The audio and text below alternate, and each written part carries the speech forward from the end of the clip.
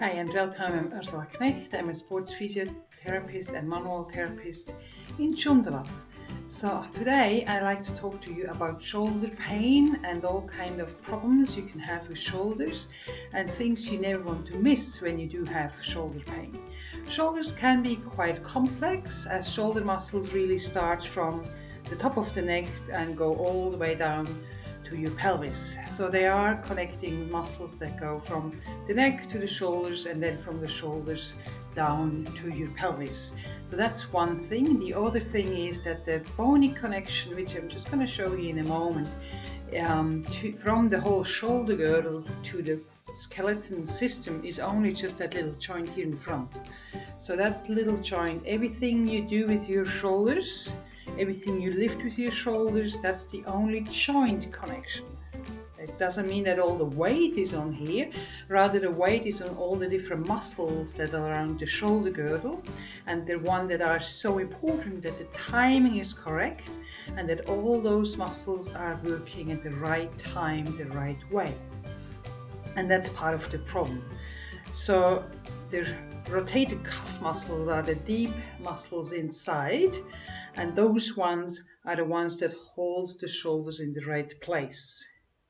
Now, if those little muscles are not working the right way, then the shoulder itself already is a bit, not so well set in place. So when then the big muscles are pulling on it, it may just give a little bit of movement.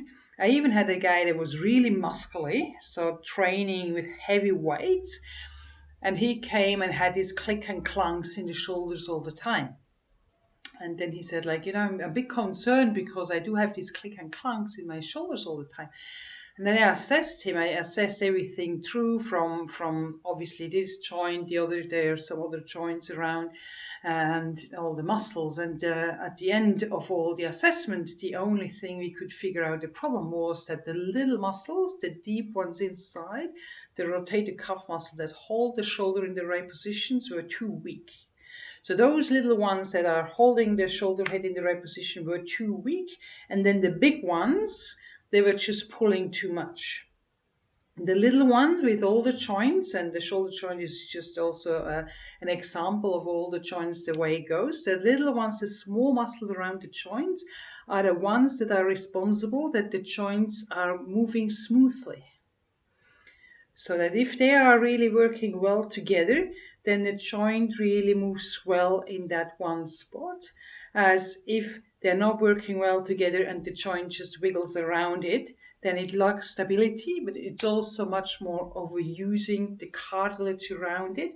And then you can have noises in it happening, and over time you can produce some pain. So in all the joints, it's important to train those little muscles as well, and not just the big muscles around it.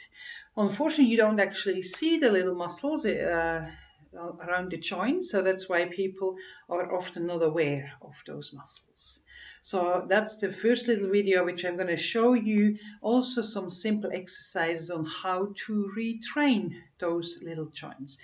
Those two exercises I'm going to show you, they are the ones I most frequently prescribe with shoulders, and the one just in a basic position. There are obviously tons of other exercises I prescribe for people with shoulder problems, but those ones are the ones I'm usually starting with that just help to get those shoulder girdle muscles better aligned. Okay, so we were talking about these little muscles that are responsible to hold the shoulder in place. Obviously that's the shoulder blade or the scapula and the head of the shoulder.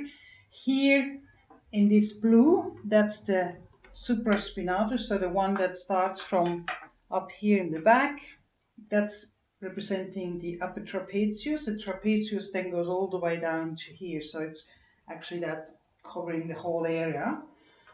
So this one, the supraspinatus, goes underneath that bone through here, and that's why it's one that has quite frequently some problems. Yeah, it's one of the rotator cuff muscles. Now then we have the one that comes also more or less from the same position here and then goes here to the shoulder blade, and then one from this side as well. So there are the three main the strongest or the ones that are really important. And then we have some other ones as well, some small ones that are closely involved to the rotator cuff as well. So we have the subscapularis from underneath the shoulder blade, the infraspinatus meaning under that part, that bony part there, coming through here, and with that supraspinatus, that above this shoulder, this bone line. Together they are really important muscles to hold the shoulder in the right place. Then you have also the long head of biceps who comes through here, but for now, just figure out, just think about those 3 deep muscles that hold the shoulder head in the right position there. And I'm going to show you 2 simple exercises that retrain or help you retraining the muscles in this position. So meaning that when you're standing like that, and then that rotation is then training those 2 muscles mainly, so the inside and the outside muscle mainly. Okay, let's do that. If you have one of those exercise bands, then you can fix it somewhere on a door frame or something that really is stable and holds. And the first one I like to do is the internal rotation. So always when you use the band, don't pull and then have it pulling around your hand so it squeezes it together. You rather you have it either completely loose and then you have it around your hand because then it's comfortable and then you're standing away. So now with bands you always want to have tension on it, so it's never going to be completely relaxed. So you always want to have a little bit tension. So this one now, the aim of that, if I had shoulder problems or shoulder pain, the first exercise actually is just to hold it and then maybe stand a bit out and stand back. So it's quite a small movement, and just with adding this tension from me shifting my weight away, my muscles underneath the shoulder blades have to work more. Yeah. So that's the first part that is usually most of the time pain-free. With shoulders, it's really critical that you're never going to move into pain. If you move into pain, you're just risking to damage more other things. So you're allowed to have a bit discomfort, so which is probably from a 0 to about a 3 if 10 is maximum pain. Okay, so discomfort is usually a 2 or a 3, but you definitely don't want to go anywhere even close to 5. And definitely not over that. So 2 or 3 is usually what people say, I feel it a little bit, but it's not really pain. Then as soon as you get to 5-ish, then it's pain. So we don't want that, okay? So we really want that a bit of a discomfort or not at all, okay? So let's go back. So I'm gonna put that back on, that band. So this time, so before we didn't have any movement, this time I want just to make a small movement. Always keep my elbow here at my side, and now I just want to make a little bit of internal rotation so the hand moves inwards. So it's training that muscle that's underneath the shoulder blade, okay? Now, should this muscle be stiff, then it's also restricting me to actually go out here.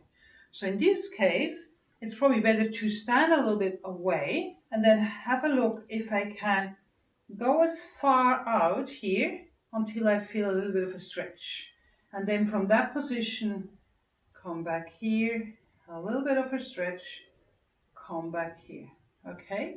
So that's internal rotation. Now, because of the video, I'm going to keep on standing to this direction, but I'm going to use the other arm, okay? So now, same, it looks like the same position, but obviously I have now the band across my body. Before I had it just to one side, yeah? Now I have the band across my body for external rotation.